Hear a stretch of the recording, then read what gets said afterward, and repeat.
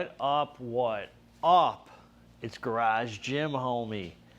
Today I'm talking to you about how I came home to Michigan from Los Angeles.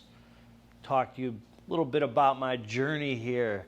Share some tidbits about my past with you fine folks. What brought me home here. Before I get into this, please click the subscribe button. I got content coming out every day for you now, from health food reviews, supplement reviews, gizmos, gadgets, goodies, all sorts of good finds for you fine folks out there. So click subscribe and let's get into this. Man, High Stim Saturday. Here we are, people. Here we are. Let's talk about this, man. I want to share a little bit about my journey with you. This is what happened. I was living out in LA for over 7 years, probably maybe close to 8, I don't know, 7 years running around sick, man, spiritually sick, physically sick, sick man, run by the disease of addiction and alcoholism. Now, I'm not going to share the whole story with you, just a few minutes, because I'm gonna later on share my whole story, my journey with you through everything. In a later video in the future. I'm gearing up for that, but I want to let you know what brought me home. So, toward the end of the time in LA, my brother, I didn't know it was the end of the time in LA. My brother was supposed to come see me. I hadn't seen my family in a while out there, and my brother was going to come visit, check up on me, because I was living in a rehab, a place called LATC, the worst, most ghetto. Wasn't a 12-step program. It was a Christian rehab. It was like a flop house. Anyway, my brother had a trip planned out to come see me, scheduled, and he was going to go check up on me. I think my dad told him, come, go check up on me, see what I was doing over there.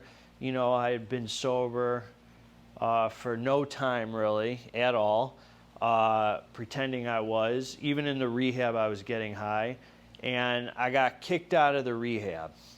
Now, I went to hit the streets with the girl that I was rolling with, my girlfriend, and we were staying at a motel getting high. Go to different motels every night, go travel around LA.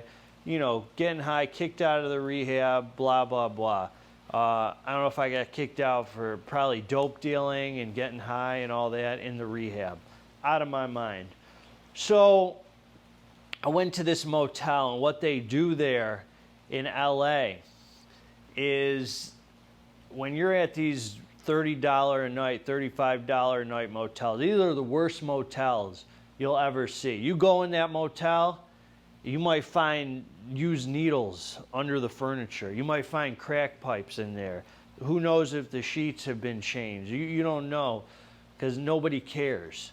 And what happens is the cops do what's called a roster check, a warrant search, and they go up to the front desk, and they randomly do this, and they look at all the guests staying there, and they run their names in the computers and see if any of the guests have warrants.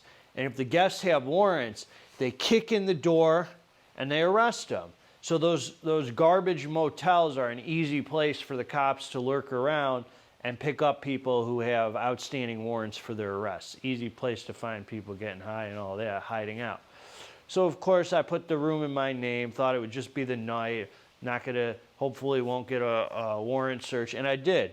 The cops, LAPD, searched the thing, saw my name, kicked in the door because I had warrants for my arrest for some charge I never went to court on, and I was at that rehab hoping that by the time I dealt with it, it would be okay or whatever.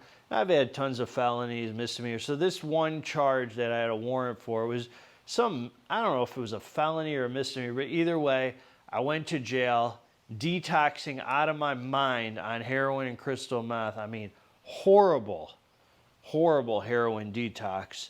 Not only that, I went to jail with staph infections up and down my body, MRSA, from getting high, from the drug use, shooting up, all that. And I went in front of the judge there in jail, and they sentenced me to 180 days.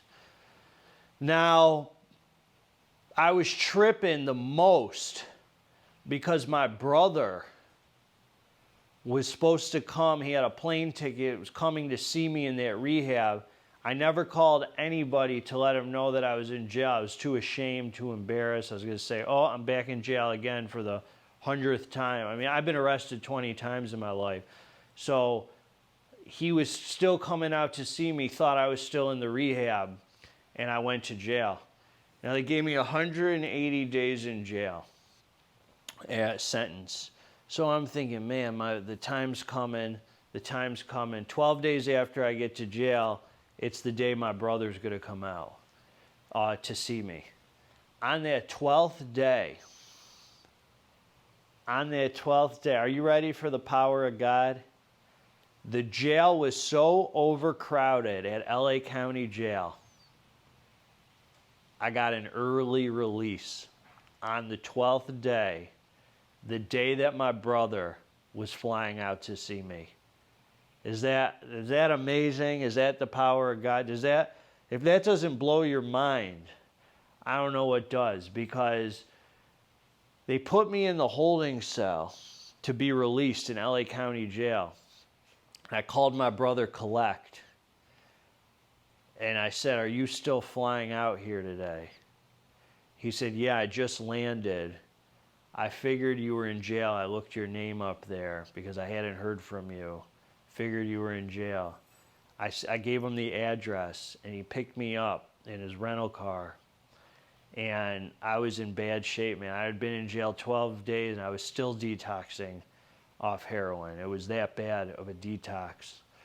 And he picked me up, man, and he took me back to the rehab I got kicked out of, and I pleaded with them. And I said to them, will you guys let me back in? They said, we heard all about what you were doing once you left here. We know you were selling dope here. You were doing all this and all that. We're not letting you back in the rehab. They said, why don't you try this other rehab down the street that we're affiliated with? My brother took me down the street there, and we looked at that rehab, and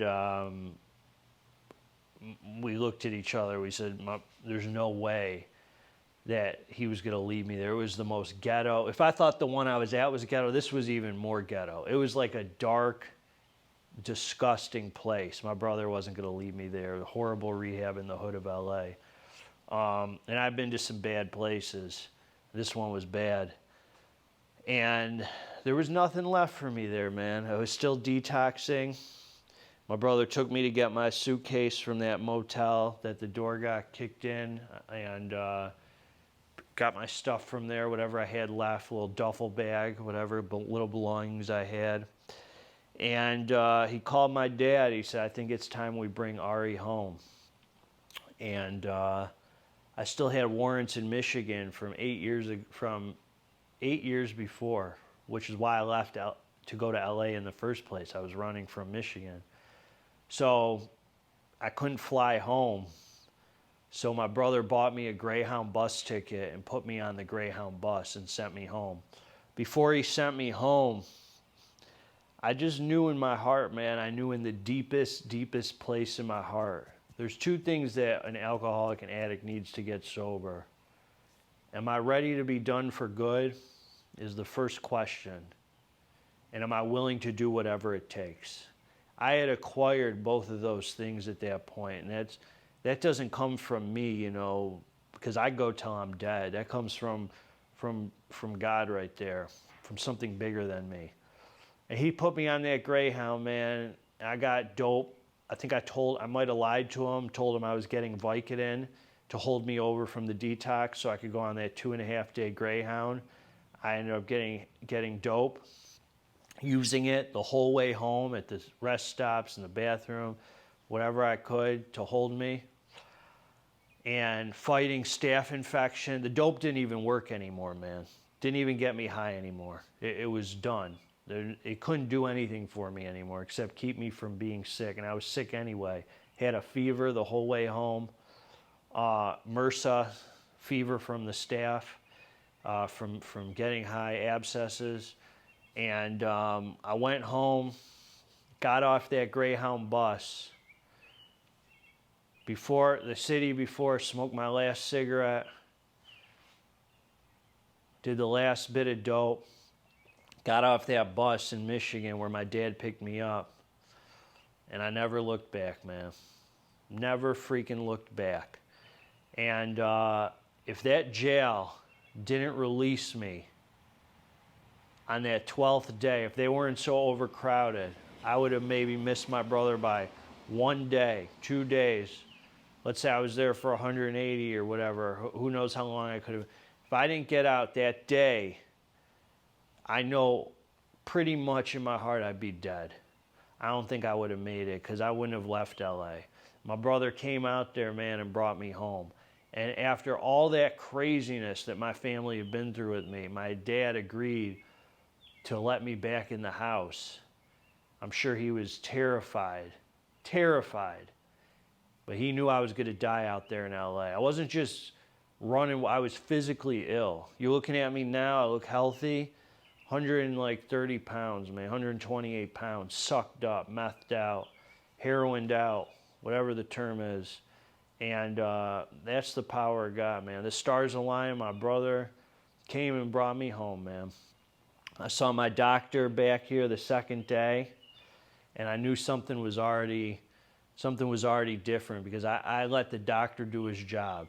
Normally I'm the doctor. I tell the doctor, I need this and this for my detox. I know what I need more than the doctor. I know better than everyone, blah, blah, blah.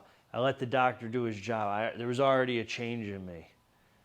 My second day back, that was my first day back. My second day back, I went to an AA meeting. I met my sponsor. Went through the 12 steps of AA, never looked back, man. Cleared up my warrants in Michigan by turning myself in. Here I am now. That's not my whole story. That's just a piece, a little tiny piece of it. But I wanted to share with you how I got home from LA, what brought me back to Michigan.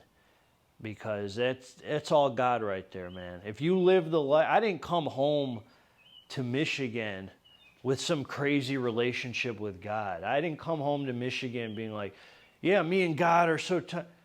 I just came home being willing to do something different. God had nothing to do with my life, but when I look back at those stories, how I got released from jail early, the day my brother came out there, there's no way I can't admit that God had been with me the whole time, man.